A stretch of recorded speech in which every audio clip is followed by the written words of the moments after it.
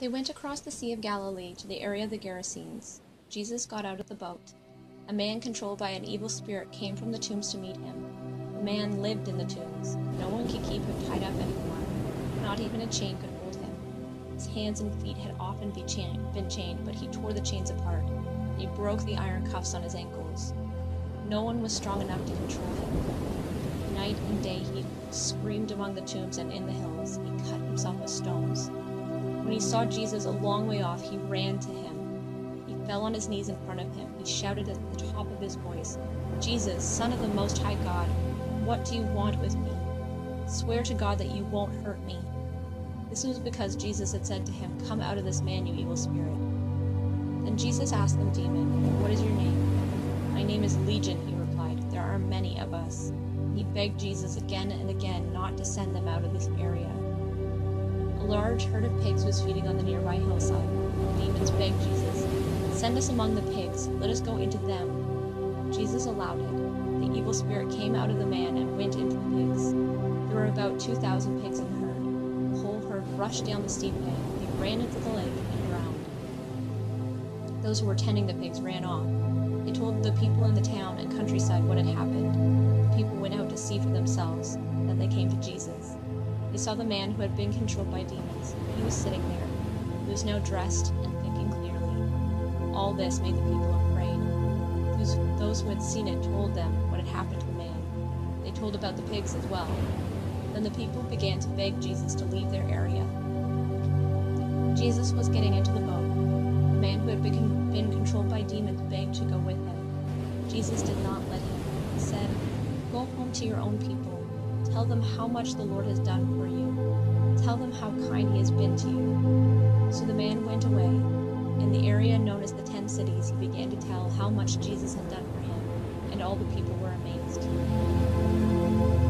Jesus went across the Sea of Galilee in a boat. It landed at the other side. There a large crowd gathered around him. Then a man named Jairus came. He was the synagogue leader. When he saw Jesus, he fell at his feet. He begged Jesus, "Please come. My little daughter is dying. Place your hands on her to heal her, then she will live." So Jesus went with him. A large group of people followed. They crowded around him. A woman was there who had a sickness that made her bleed. It had lasted for 12 years. She had suffered a great deal, even though she had gone to many doctors. She had spent all the money she had, but she was getting worse, not better. Then she heard about Jesus. She came up behind him in the crowd and touched his clothes. She thought, "I just need to touch his clothes, then I will be healed." Right away her bleeding stopped. She felt in her body that her suffering was over. At once, Jesus knew that power had gone out from him. He turned around in the crowd. He asked, "Who touched my clothes?" "You see the people," his disciples answered. "They are crowding against you, and you still ask who touched me?" But Jesus kept looking around. He wanted to see who had touched him. Then the woman came and fell at his feet. She knew what had happened to her. She was shaking with fear, but she told him the whole truth. He said to her, "Dear woman, your faith has healed you. Go in peace. You are free from your suffering."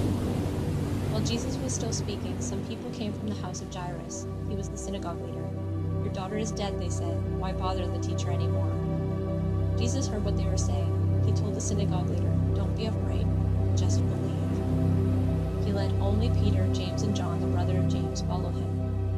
They came to the home of the synagogue leader. There, Jesus saw a lot of confusion. People were crying and sobbing loudly. He went inside, then he said to them, "Why all this confusion and sobbing? The child is not dead. She is only sleeping." But they laughed at him. He made them all go outside. He took only the child's father and mother and the disciples who were with him.